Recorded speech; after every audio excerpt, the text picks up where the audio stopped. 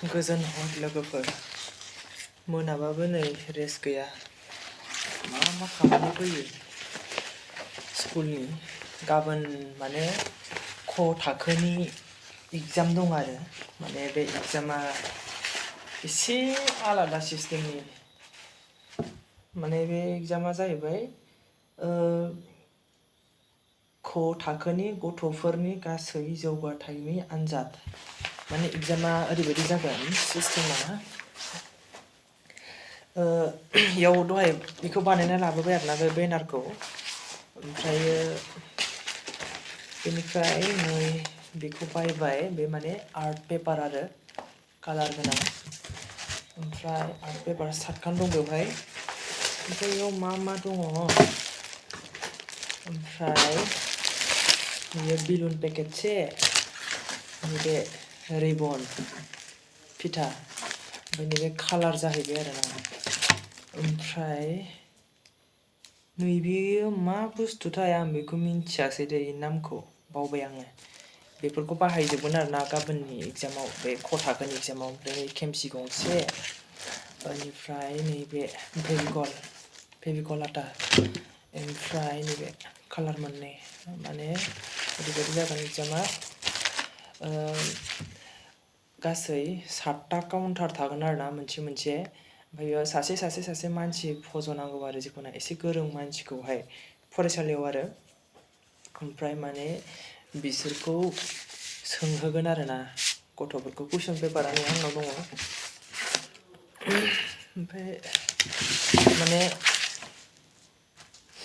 बेयाव थानायखौ सोंगोन आरोना ओमफ्राय बेयाव मा दं आंबो मोजां फरायाखै दाहायसो फरायसिगोन आं बेखौ ओंखायनो दा नोंसोरनो खोन्थाथ'नो हानाय नंला नैहाय खथा दं आरोना बेखौ बुंनो होनांगोन आरोना बासिनानै ओमफ्राय नैबे आर्ट पेपारखौ माने नैबे खेमसिजों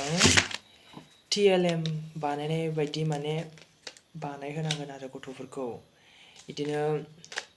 बेयाव मा नैबे कुइसन पेपाराव मा थिनदों बेखौ बेहाय नायनानै माने बानायहोसिगोन आरोना इसोरो गथ'फोरखौ ओमफ्राय बिदिनो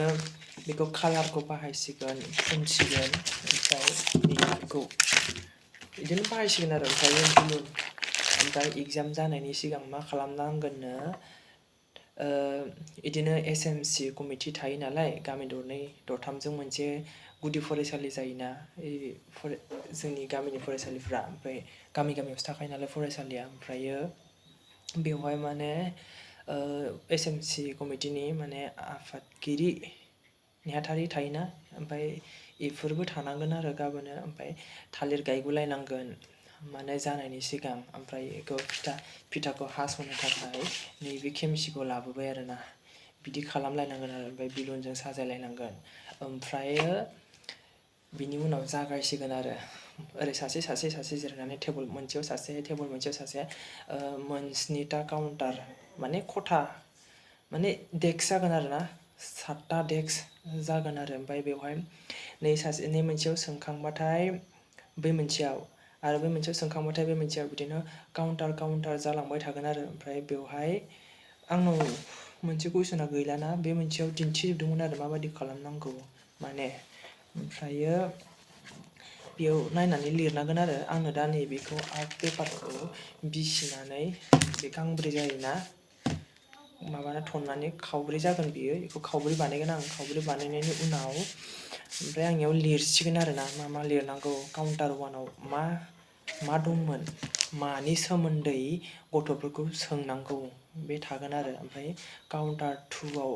आरो बिदिनो मोनफा मोनसे सोमोन्दै दंजोबो आरो जेराव माबायावबो काउन्टार मोनफ्रोमावबो 1 2 3 4 5 6 7टासिम दं आरो ओमफ्रायो बिदिनो बानायना दोनसिगोन आङो दायो हराव एसे सम लासिगोन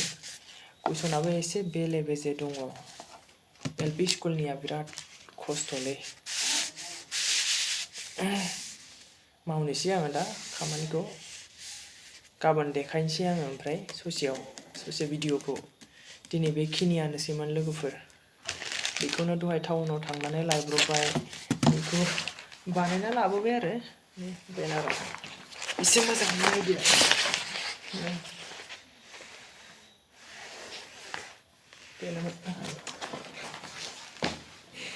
बेखौ उनाव बाथा होलायनांगोन आरो ओमफ्रायो मोनफ्रोमबो माबाखौ